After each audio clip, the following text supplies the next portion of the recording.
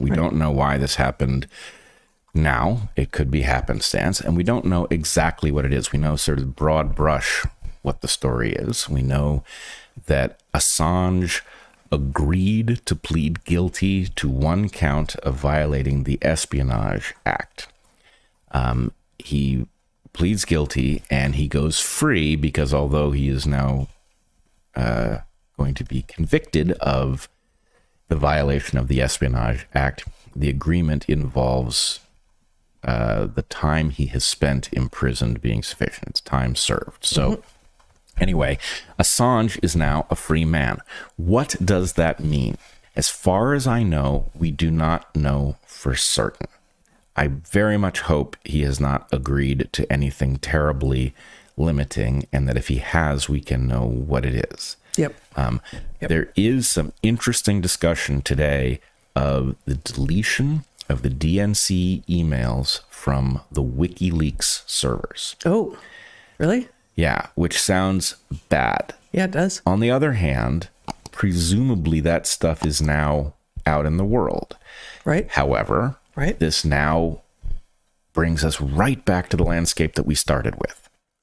Imagine that those emails are now privately held and that the federal government has the right to pressure social media companies not to allow distribution of it, right? In other words, there's kind of a censorship by sound cancellation, right? You know, noise canceling headphones that basically shadow banning broadcast the opposite. But I mean, it's shadow banning of stuff, of information rather than of people. Yes, but still, again, I think this goes to the fact that the Constitution was written by people who did not have an understanding of technology. And so the idea of, no, actually, you're allowed to say whatever you want, right? If you can say whatever you want in a soundproof room, that's not saying whatever you want. Right. If you can say whatever you want online, but the online thing, you know, limits your reach. So the amplitude being tamped down is a novel attack. It requires a muscular Supreme Court to stare it down and say, no, this is unenvisioned in the particulars, but this is very much against the spirit of the First Amendment. We're going to protect it. And so I don't know what the meaning of the WikiLeaks deletions is. It has an ominous feel to it.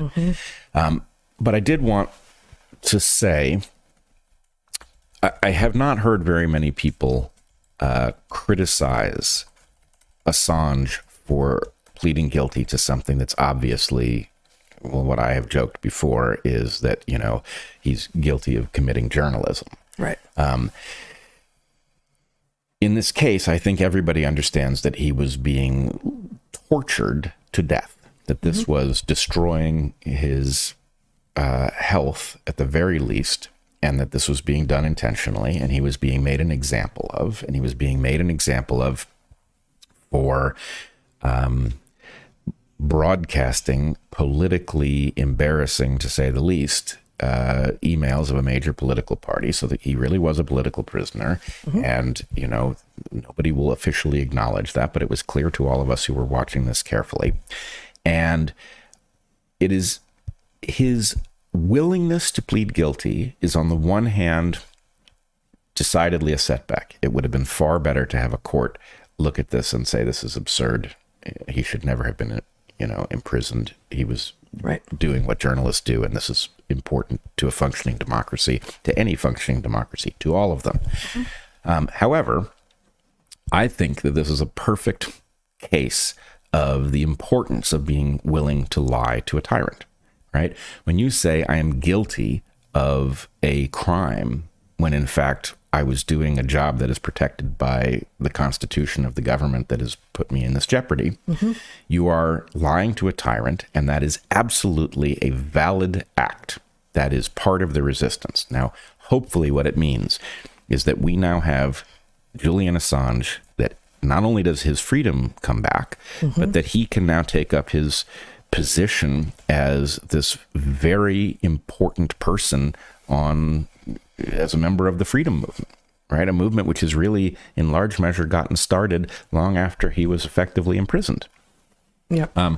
So anyway, great to have Julian Assange out one way or the other, even if he has to live his life quietly. It was a absolute disaster for the West that he was behind bars, and it is a triumph, no matter what else is true, that he is no longer imprisoned.